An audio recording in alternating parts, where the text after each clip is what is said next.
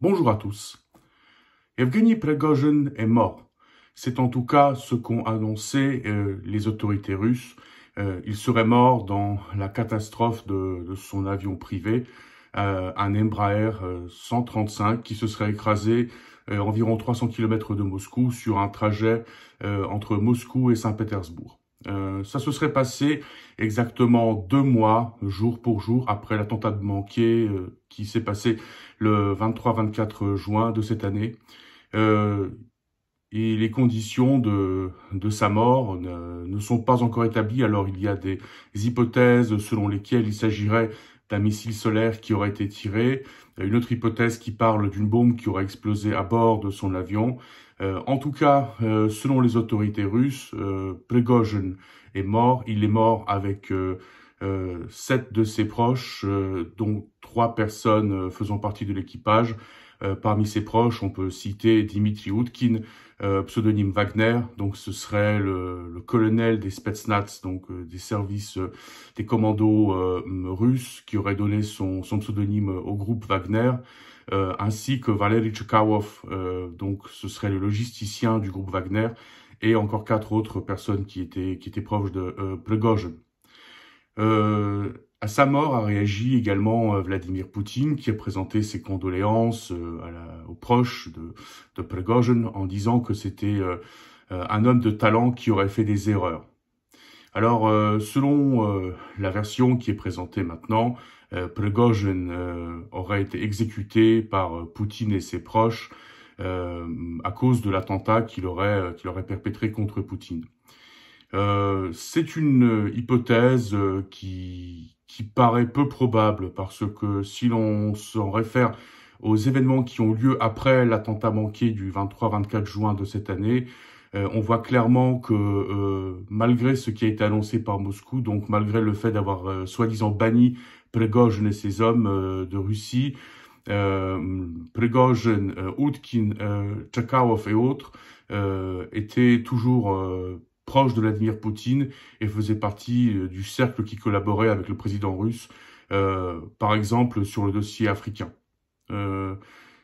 Prigojine, Utkin et d'autres du groupe Wagner ont été vus, par exemple, le 27 juillet à Saint-Pétersbourg pendant le sommet Russie-Afrique. Donc ça montre bien que les ponts n'ont jamais été coupés entre Prigojine et Vladimir Poutine.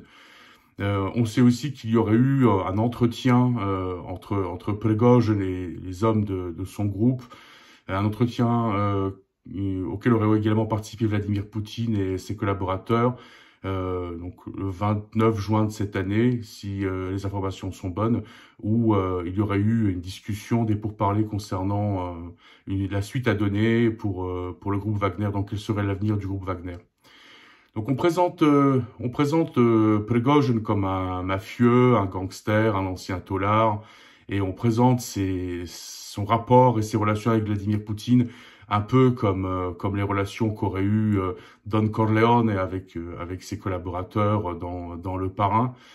Mais c'est pas la bonne grille de lecture pour comprendre la Russie de Vladimir Poutine. Si l'on veut comprendre la Russie de Vladimir Poutine, il faut plutôt se référer aux histoires d'espions et aux histoires de services secrets, à des films comme Spy Game, par exemple, avec Robert Redford, plus que des films comme Le Parrain. Parce que c'est bien une histoire d'agents secrets, c'est bien des rapports d'agents secrets, et c'est bien un fonctionnement de services secrets qu'il faut superposer en tant que modèle pour comprendre le fonctionnement de la Russie de Vladimir Poutine. Et c'est bien un modèle de service secret, une histoire de service secret qu'il faut superposer pour comprendre le personnage de Evgeny Prigojine, la création du groupe Wagner, ainsi que sa collaboration avec le Kremlin et Vladimir Poutine lui-même. Donc, effectivement, nous avons une version officielle, donc qui apparemment a été plus ou moins acceptée par tous, disant que Prigojine a été liquidé, si je puis dire ainsi, par Vladimir Poutine, qui voulait de cette façon se venger pour l'attentat manqué de juin de cette année. Mais le fait est que finalement, Vladimir Poutine n'a pas manifesté dans les faits beaucoup de volonté de vouloir se débarrasser de Prigojine. On pourrait dire que c'est tout le contraire qui a eu lieu. Parce que quand on voit, d'une part, nous avons le discours officiel qui dit que Prigozhin va désormais, lui et les hommes qui ont participé au coup d'État manqué vont quitter la Russie pour se rendre en Biélorussie. Mais on voit que les ponts n'ont pas été coupés. Et juste pour citer ce sommet Afrique-Russie de Saint-Pétersbourg, cette journée du 27 juillet de cette année, où on voit clairement Prigozhin, Viktor Bout, Dmitri Utkin, Valery Chekhov et autres hommes du groupe Wagner être à la table de Vladimir Poutine et faire partie des négociations avec les leaders des pays africains. Donc c'est pas une façon de traiter quelqu'un qui a été banni. Par ailleurs, nous avons cette vidéo qui a été publiée sur Telegram, cette vidéo qui daterait du 21 août de cette année, qui a probablement été tournée au Mali, où nous avons Prigozhin qui explique qu'il se bat en Afrique pour la grandeur de la Russie dans le monde, ainsi que pour la liberté et la sécurité des peuples africains. Donc on voit clairement que Prigozhin a continué à mener les activités du groupe Wagner en Afrique, au nom de la Russie. Alors, pourquoi tous ces énigmes finalement, et pourquoi cette histoire paraît être aussi compliquée alors qu'on veut nous la présenter comme une histoire très simple? Eh bien parce que tout porte à croire qu'il n'y a pas eu de volonté de vengeance de la part de Vladimir Poutine contre les hommes du groupe Wagner. Parce que le groupe Wagner, il faut bien le comprendre, il faut bien le voir, n'a jamais été une entité indépendante. Le groupe Wagner, qu'est-ce que c'est? Eh bien, le groupe Wagner, c'est tout simplement une organisation qui a été créée par le GRU, ce qu'on appelle donc l'aquarium dans le langage courant, et le GRU, donc les services secrets de l'armée. Et on ne peut absolument pas comparer le groupe Wagner au groupe de mercenaires américains, donc qui sont des armées indépendantes. Là, nous avons un groupe de militaires, de forces spéciales, dirigé par des hommes des forces spéciales, et un groupe où Evgeny Prigozhin, aussi un homme des services secrets, a été mis à sa tête, mais on sait parfaitement que c'est pas lui qui était le véritable officier en chef, ou en tout cas la personne qui a créé ce groupe. Le véritable créateur de ce groupe, c'est Dmitri Utkin, pseudonyme Wagner, donc qui a déjà donné son pseudonyme au groupe, mais surtout c'était un colonel des services spéciaux russes, du Spetsnaz. Et la plupart des hommes Wagner étaient du Spetsnaz, c'était des professionnels, c'était des soldats d'élite, ce sont des soldats d'élite, ce sont des soldats qui, rappelons-le, se sont battus dans plusieurs pays dans le monde. Ils se sont battus notamment au Yémen, en Syrie, en Afghanistan, en Irak, au Mali, au Burkina Faso. Ils se sont battus, tout semble croire aussi, au Niger pendant le coup d'État contre le président Bazoum. Donc ce sont des commandos expérimentés, mais si l'on retrace un peu l'histoire du groupe Wagner, elle remonte bien avant la guerre dans le Donbass, donc bien avant 2014. Le groupe Wagner, c'est pas qu'une armée de Spetsnaz, de soldats d'élite, c'est aussi une armée d'informaticiens, une armée de trolls. Tout porte à le croire que Prigozhin, en 2013, a créé une véritable entreprise de trolls près de Saint-Pétersbourg, une entreprise dont le travail exclusif était de s'ingérer dans la politique américaine. Il y a beaucoup de preuves, pour l'instant c'est un dossier qui reste en suspens, mais il y a aussi beaucoup de preuves que le groupe Wagner a participé à la chute du gouvernement de Donald Tusk en 2015. Donc il n'y a pas que les États-Unis, on sait parfaitement que le groupe Wagner a mené des activités également dans le cadre de l'espace dans l'espace cybernétique. Donc le groupe Wagner, c'est un groupe de spécialistes, mais c'est un groupe de spécialistes formés, dirigés par l'armée, un groupe qui dépend complètement du Kremlin.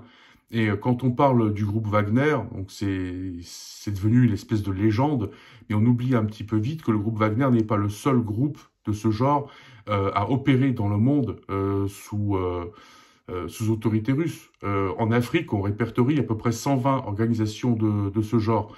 Alors, il y en a deux autres qu'on commence à connaître un petit peu. Donc, il y a le groupe Convoy, il y a le groupe Redout.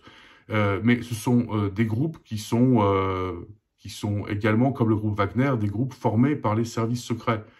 Donc, si l'on part du principe que le groupe Wagner n'est absolument pas un groupe indépendant et qu'il n'agit pas de son propre chef, que c'est un groupe de militaires russes, il faut bien comprendre que Prigozhin n'a jamais été une entité indépendante.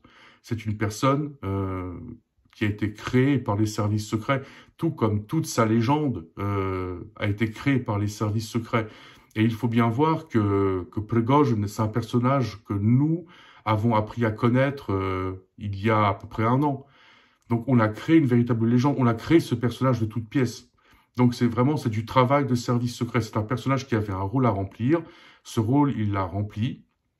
Mais effectivement, c'est un personnage qui a été utilisé dans des luttes internes. Alors par qui est-ce qu'il a été utilisé, ce personnage? Il a été utilisé par ceux qui protestaient contre ce qu'ils appelaient la ligne molle de Vladimir Poutine. C'est un personnage qui a été utilisé par les services secrets de l'armée, qui, tout porte à le croire, était derrière le coup d'État manqué de juin de cette année en Russie. Les services secrets de l'armée qui voulaient élargir le conflit en Ukraine, notamment à l'Europe de l'Est. Ce sont eux qui attendaient de Vladimir Poutine une politique beaucoup plus ferme, plus agressive vis-à-vis de l'Occident. Donc, effectivement, Yevgeny Prigozhin était le visage, si l'on veut, du coup d'État, mais c'est pas lui qui l'a organisé, c'est pas lui qui en est l'initiateur, c'est la personne qui l'a mis en place, ce coup d'État. Maintenant, on peut aussi se demander contre qui réellement était ce coup d'État. Est-ce que ce coup d'État était réellement contre Vladimir Poutine? Ou est-ce que ce coup d'État était plutôt contre Sergei Shoigu, donc le ministre de la Défense, et Valery Gerasimov, le commandant en chef de l'armée russe, donc le commandant en chef de l'armée russe en Ukraine. Donc on peut se demander si ce coup d'État effectivement était réellement tourné contre Vladimir Poutine et quelle était la grille de lecture qu'en avait Vladimir Poutine. Et si l'on s'en réfère aux événements qui ont eu lieu par la suite, on voit clairement que Poutine n'a pas coupé les liens avec Prigozhin. Donc la lecture qu'il a fait, lui, de cet attentat, de ce coup d'État, c'était justement de dire que ce coup d'État n'était pas dirigé contre lui. Donc, quoi qu'ait pu en penser Vladimir Poutine, les événements du mois de juin et du mois de juillet montrent clairement que le Kremlin n'a pas coupé les ponts avec Yevgeny Prigozhin, Viktor Utkin, Valery Chekarov et les autres hommes du groupe Wagner. On le voit clairement. Donc, si l'on voit clairement que les ponts n'ont pas été coupés, on peut se demander pourquoi Prigozhin devait disparaître. C'est une bonne question à laquelle je vais répondre dans quelques instants. Mais d'abord, il faut voir le contexte. Alors effectivement, à partir de fin juin de cette année, on voit une grande partie du groupe Wagner qui se délocalise en Biélorussie. Aujourd'hui, ils sont à peu près au nombre de 12 à 15 000 soldats installés près de la frontière polonaise, donc la frontière polono-biélorusse. Ce sont aujourd'hui donc des soldats installés avec des camps, avec de l'armement moderne, de l'armement semi-léger et des munitions, donc des soldats d'élite qui sont prêts à intervenir.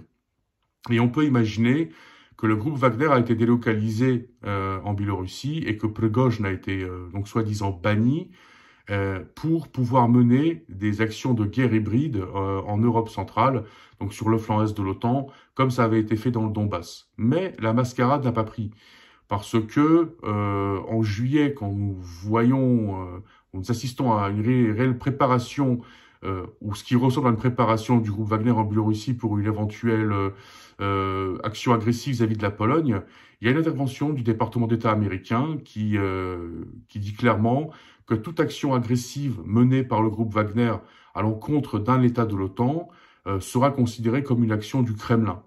Donc on voit clairement que les Américains et l'Occident n'est pas dupe et que personne n'acceptera cette version d'histoire que le groupe Wagner qui a été banni de son propre chef intervient dans un pays de l'OTAN. Nous avons aussi une déclaration d'Alexander Loukachenko, donc le président biélorusse, qui semble un petit peu étonnante, où il explique donc lors d'un entretien avec Poutine, donc ce qui ressemble à une conférence de presse commune, que les hommes du groupe Wagner qui sont en Biélorussie auraient voulu, pour citer le président biélorusse, aller faire un petit tour à Varsovie ou dans la ville polonaise de Rzeszów où se trouve donc la base logistique du soutien à l'Ukraine, mais que pour l'instant, il les en empêche. Donc on peut se demander à qui est adressé ce message du président biélorusse, mais on voit clairement qu'il y a une réaction du département d'État américain qui dit que toute action agressive du groupe Wagner à l'encontre d'un État membre de l'OTAN sera considérée comme de facto une action menée par le Kremlin. Donc, la mascarade n'a pas pris, et du coup, ça paraissait n'avoir plus aucun sens de jouer la politique du Prigojine banni de Russie. Donc, on voit clairement Yevgeny Prigojine être présent aux côtés de Vladimir Poutine donc pendant ce sommet Afrique-Russie, un sommet assez important. Hein. Il faut bien voir que le coup d'État au Niger, qui est un souci énorme pour les pays occidentaux, s'est produit quelques heures avant son sommet. Prigojine, qui est censé être banni de Russie, fait partie intégrante de ce sommet. Il fait partie même de la table des leaders de ce sommet. Situation un peu étonnante pour quelqu'un qui est banni. Et même si l'on partait du principe que Vladimir Poutine voulait repousser, mettre de côté Prigojine pour l'exécuter plus tard, quel aurait été le sens justement de l'inviter à sa table pour faire partie du sommet, sachant que d'un point de vue organisationnel, la disparition de Prigojine, voire même du groupe Wagner, ne va absolument rien changer aux activités russes en Afrique. Pourquoi? Parce que le groupe Wagner, ce n'est qu'une illusion. Comme je le disais, ce sont des militaires russes. Le groupe Wagner peut très bien être dissous en théorie et s'appeler le groupe Dostoïevski demain. Dans les faits, ça ne changera absolument rien. Donc la présence russe ne sera pas désorganisée pour autant en Afrique, de par la disparition prétendue de Prigojine, Utkin ou Tchakov. Tout ça ne change absolument rien aux activités russes de la Russie. Des activités qui sont contrôlées, qui sont commanditées, contrôlées par le Kremlin en Afrique, Wagner ou pas. Wagner n'est qu'une illusion, Wagner n'est qu'un paravent. Ce sont les militaires russes. Donc quelle importance Prigojine, qui était simplement le visage de ce groupe, qu'il soit là ou pas, ne change rien du tout. Mais effectivement, dans la légende officielle, la légende de l'État, la propagande de l'État, donc Prigojine était devenu un personnage assez central. Mais si on part du principe que Vladimir Poutine n'a jamais coupé ses ponts avec Prigojine, que Prigojine et ses hommes continuaient à faire partie du dispositif russe en Afrique, qu'ils étaient même là pour l'installer, pour mettre en œuvre la politique russe en Afrique, surtout après le coup d'État au Niger, on peut se demander quel intérêt aurait eu Vladimir Poutine et son entourage à exécuter réellement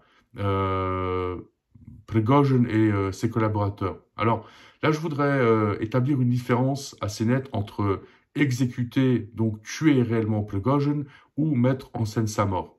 Et moi, personnellement, je pense que ce qui s'est passé, c'est qu'on a plutôt mis en scène sa mort.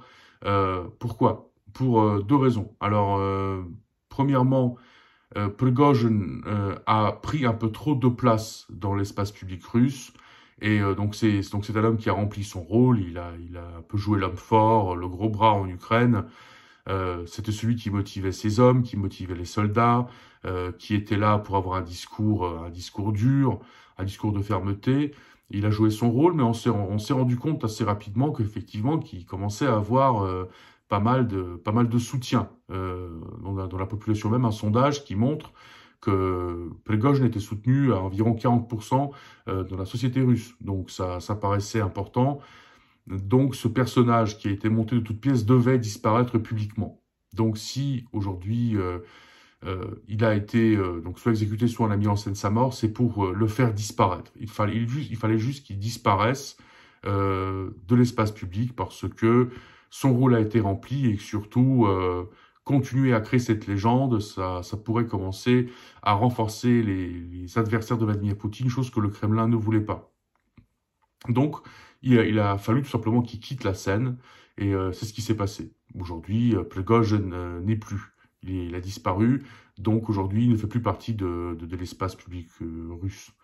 Sa disparition aussi, c'est une façon de mettre un point final à l'épisode du coup d'État manqué. Donc, Prigojine, Utkin, Tchakov, tous ces hommes sont morts. Le coup d'État est derrière nous. C'est une histoire close, on n'en parle plus, c'est fini.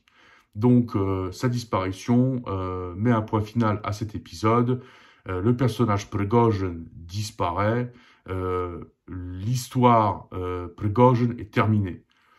Mais finalement, on peut se demander quel intérêt de le tuer réellement.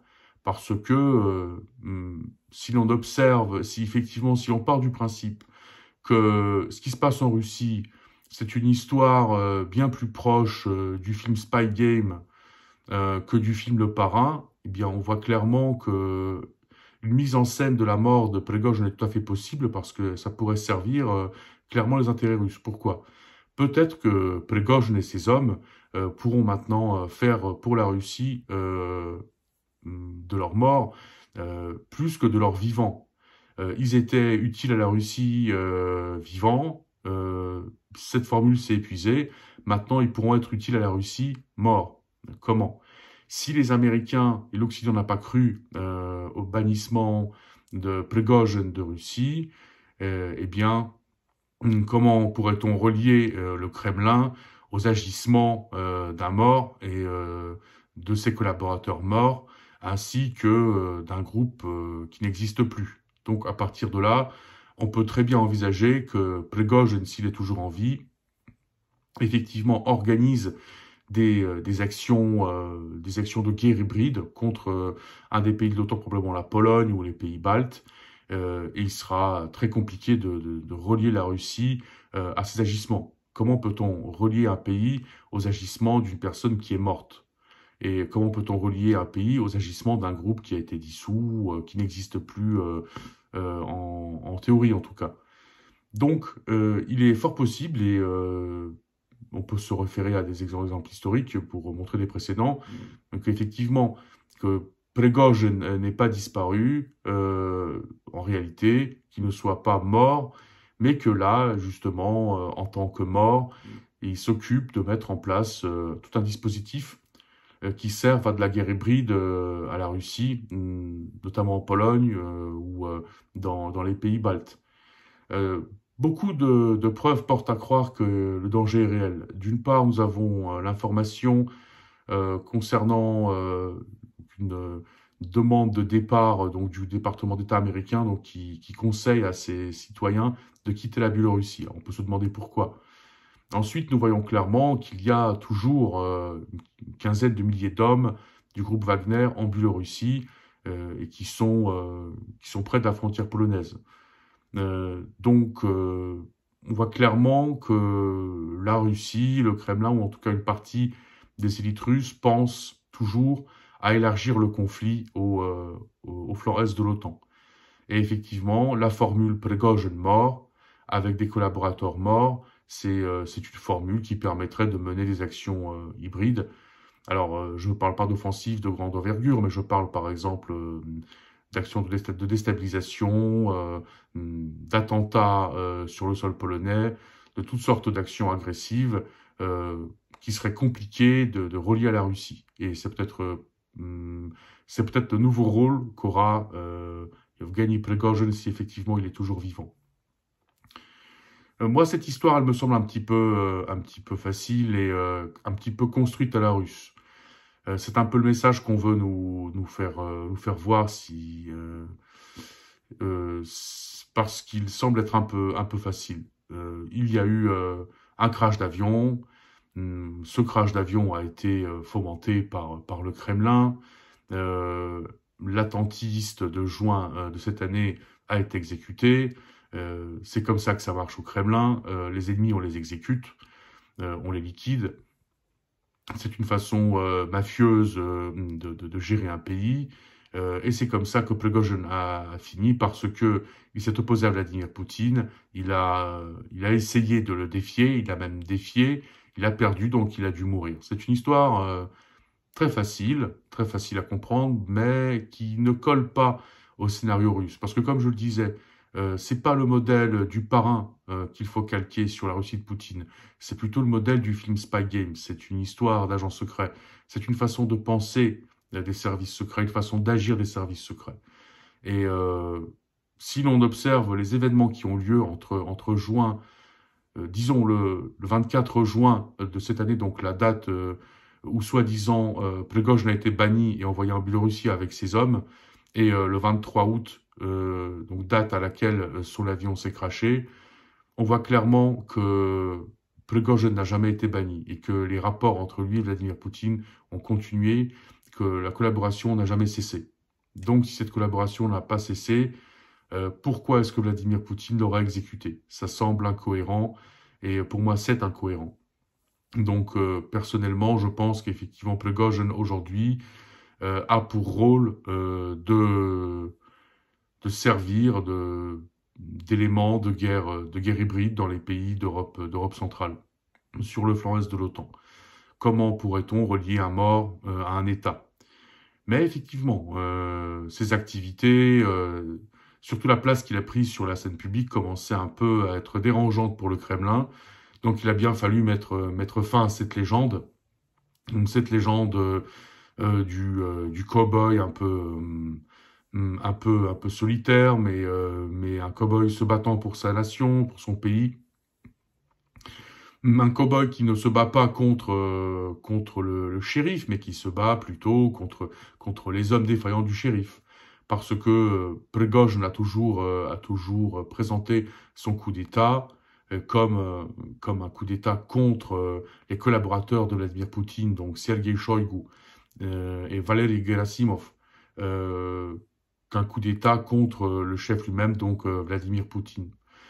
Mais, comme je le disais, c'est pas Prigozhin qui a initié ce coup d'État, il n'était que l'exécutant.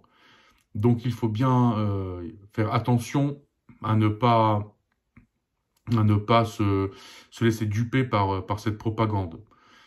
Et ce coup d'État, donc le coup d'État qui a lieu, c'est effectivement c'est un coup d'État des gens organisés par les gens qui voulaient pousser Vladimir Poutine à une politique bien plus agressive vis-à-vis de l'Occident. Mais on voit clairement aussi qu'il n'y a pas eu de purge réelle dans l'armée russe, ni dans la société russe après ce coup d'État. Il y a eu effectivement quelques disparitions suspectes où on peut aussi se demander où ont été transférés ces hommes et pourquoi. Mais dans les faits, le GRU, par exemple, donc l'aquarium n'a jamais été purgé. Alors qu'on sait parfaitement que c'est de là qu'est parti ce coup d'État. Donc on voit clairement qu'il n'y a pas une volonté de la part de Vladimir Poutine d'un véritable règlement de compte et de purge. Donc si on part de ce principe, si on part aussi du principe que Vladimir Poutine savait parfaitement qui était Prigozhin puisqu'il avait créé, ou alors il a commandité sa création, la création de ce personnage, il ne pouvait pas tenir pour responsable Prigozhin lui-même pour ce qui s'était passé en juin de cette année. Donc, c'est plus la légende de Prigozhin qui devait disparaître. C'est plus le personnage de Prigozhin qui devait disparaître de l'espace public russe que Prigozhin lui-même. Mais également, peut-être qu'il a fallu faire disparaître Prigozhin, faire une mise en scène de sa mort pour lui permettre d'agir et surtout permettre d'agir à ces hommes en Biélorussie, justement contre des pays de l'OTAN, notamment la Pologne.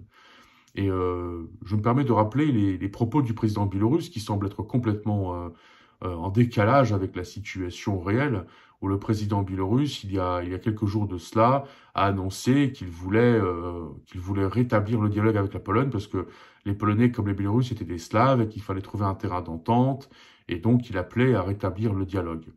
Alors ça semble complètement étonnant, pour ne pas dire absurde, dans la mesure où l'armée biélorusse se sert des migrants qu'elle importe sur son territoire comme d'armes vivantes, d'armes humaines, pour essayer de forcer la frontière polonaise, pour essayer de créer une crise migratoire artificielle en Pologne et en Europe.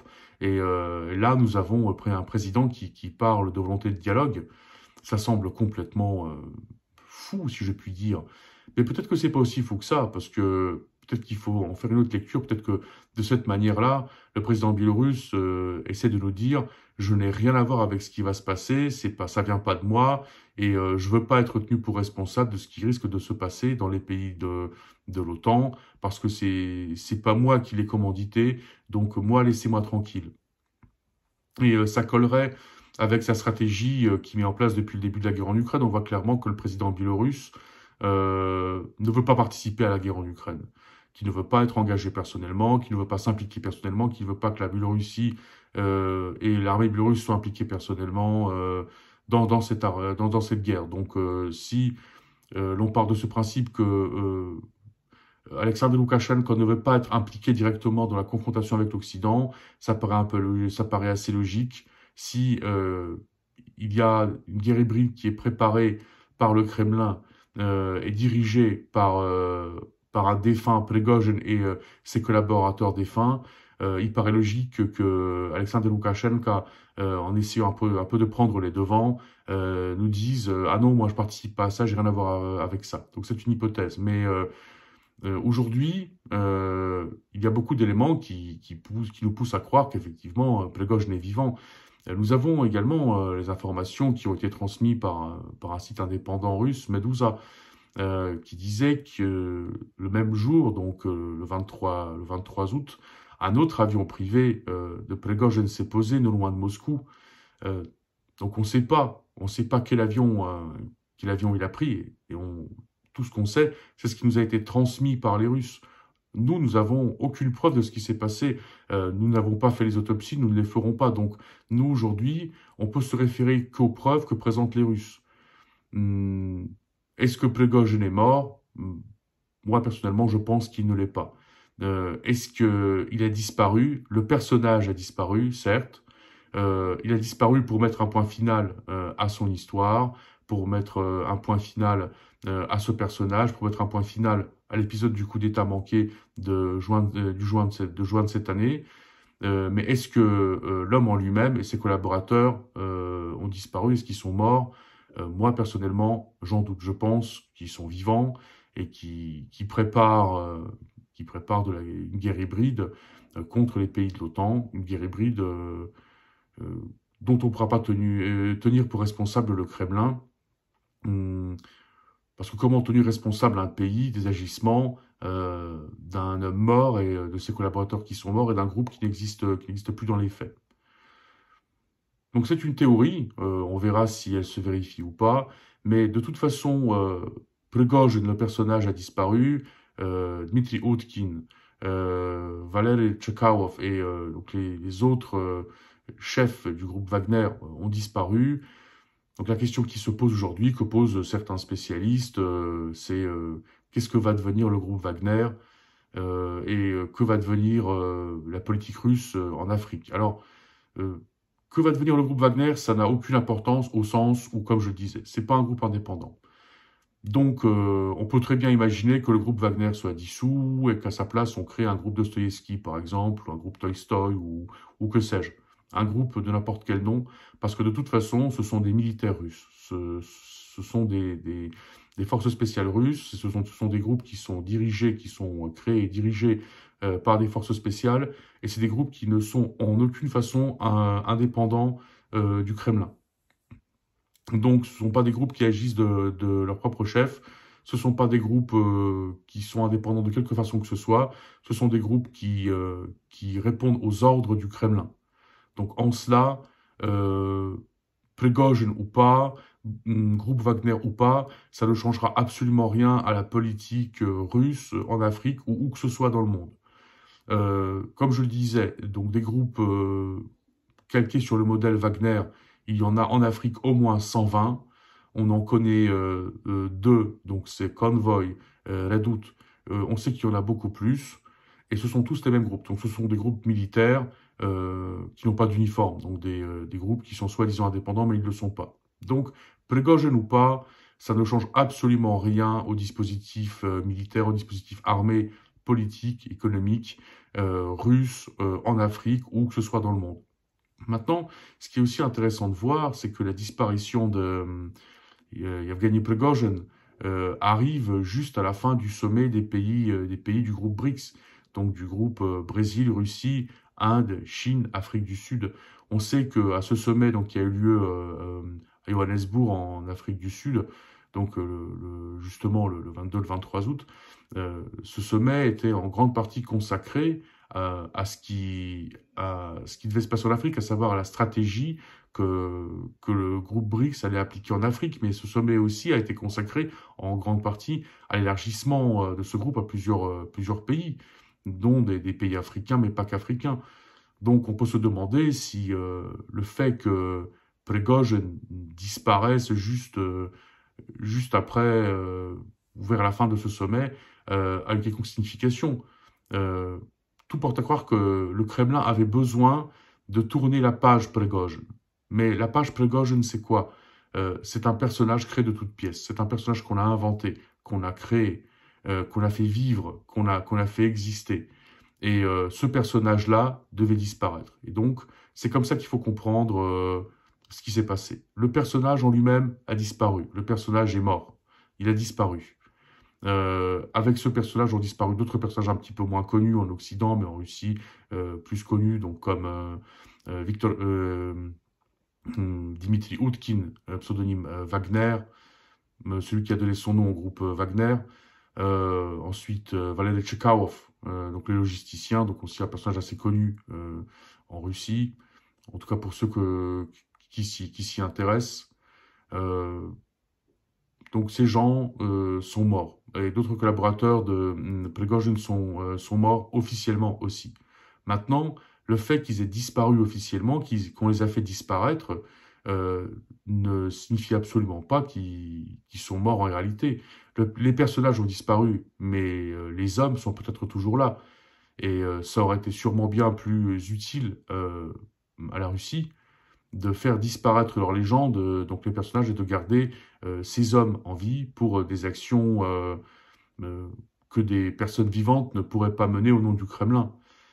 Donc, il y a beaucoup d'éléments, vraiment beaucoup d'éléments qui pourraient nous laisser penser que la mort de Prigozhin est une mise en scène, que c'est une mystification. La question aujourd'hui qu'on pourrait poser au Kremlin, c'est Prigozhin est mort, vraiment, est-ce que c'est vrai ce mensonge? Parce que ça a tout l'air d'une histoire qui a été créée justement pour nous faire croire à sa mort. Parce que si la disparition du personnage et si la disparition de ses collaborateurs avait une réelle utilité pour la Russie, pour le Kremlin, ça a permis de créer cette page.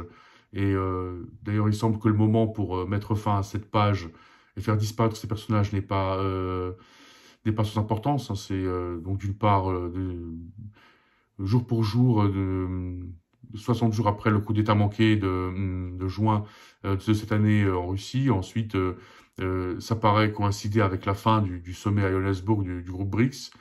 Cela ne signifie pour autant aucunement que ces hommes sont morts, parce que leur mort réelle ne semble pas profiter à la Russie, ni à Vladimir Poutine, un Vladimir Poutine qui n'a jamais rompu ses ponts avec ses contacts et ses relations avec Prigozhin et ses hommes.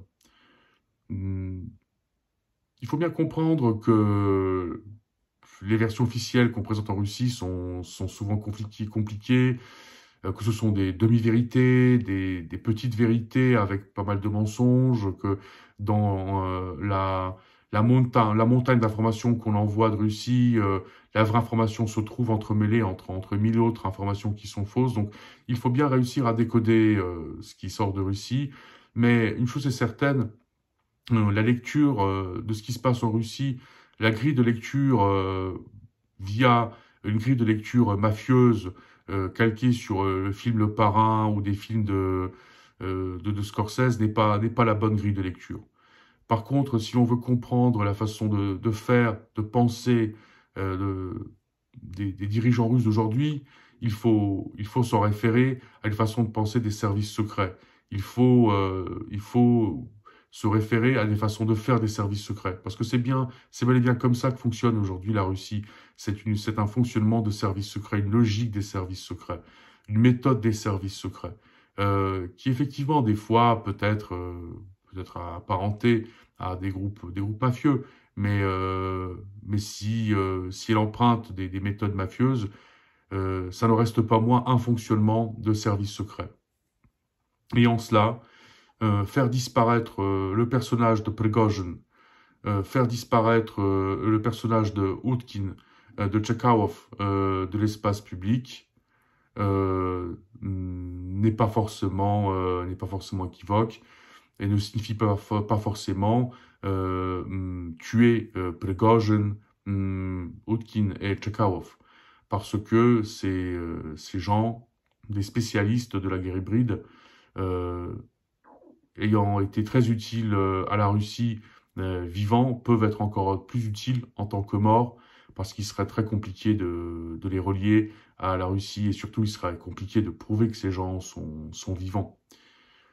Donc, une histoire compliquée. Pour moi, s'il est possible que Prigozhin et ses collaborateurs soient morts en réalité, ce n'est pas sûr du tout. Moi, je miserais plutôt sur le fait qu'ils sont bel et bien vivants et qu'ils se préparent à d'autres agissements, mais de manière différente, cette fois dans l'anonymat, probablement en Europe de l'Est. Bon, c'est une théorie, mais je pense que c'est une théorie qu'il faut prendre en sérieux, parce que si le fait est que cette théorie est la bonne, on peut s'attendre à des actions agressives assez rapidement dans les pays d'Europe de l'Est tels que la Pologne ou les républiques baltes, justement des actions agressives qu'on ne pourra cette fois relier à personne. Mais dans tous les cas, j'invite tous ceux qui veulent être au plus près de ce qui se passe en Russie à en faire une lecture de pensée et d'agir des services secrets bien plus que de mafieux tels qu'on peut les connaître ou les voir dans les films américains de Coppola ou Scorsese. C'est pas ces films-là qui montrent le réel fonctionnement et la réelle façon de penser qui aujourd'hui a lieu en Russie. Voilà ce que l'on pouvait en dire en ce moment. S'il y a d'autres informations qui nous arrivent, je me permettrai de les commenter pour vous. Euh, J'espère que ce film vous a apporté quelque chose. Si oui, je vous invite à bien vouloir le liker. J'invite aussi tous ceux qui estiment que les films que je publie sur YouTube ont une quelconque valeur de bien vouloir s'abonner à ma chaîne, d'en parler à vos contacts.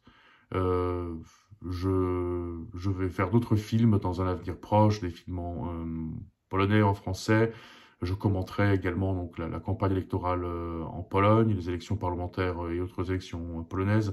Je commenterai ce qui se passe en France, en Pologne, euh, tous ces événements qui sont importants pour nous, parce que ce qui se passe autour de nous nous concerne directement, et ce qui peut se passer à des centaines, des milliers de kilomètres de chez nous peut avoir un impact décisif sur la vie du quotidien. Donc il importe d'une part d'en être conscient, il apporte d'autre part de bien comprendre les événements qui nous entourent, ainsi que de comprendre leur signification. Pour l'heure, je vous remercie pour votre attention et je vous dis à très bientôt.